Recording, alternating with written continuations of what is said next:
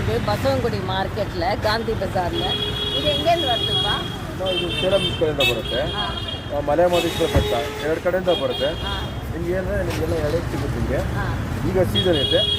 Season ஆதல் ನಿಮಗೆ ಮಾಮೂಲಿ ಸಿಗುತ್ತೆ.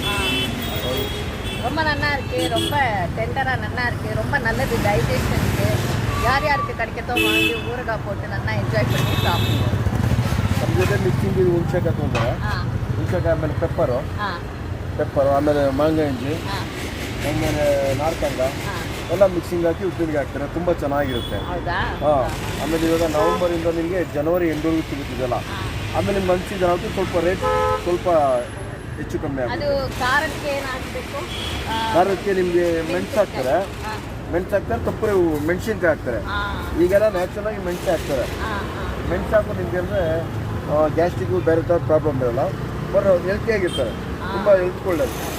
ಇದು ನಿಮಗೆ ಅಂದರೆ ಗ್ಯಾಸ್ಟ್ರಿಕ್ ಇದ್ದವ್ರು ಇದೆಲ್ಲ ತೊಗೊಳಲ್ಲ. ಸ್ವಲ್ಪ ಆ್ಯಸಿಡಿಟಿ ಎಲ್ಲ ಇರುತ್ತಲ್ಲ, ಸ್ವಲ್ಪ ಇದು ತುಂಬ ಇದು ಒಳ್ಳೇದಿದೆ.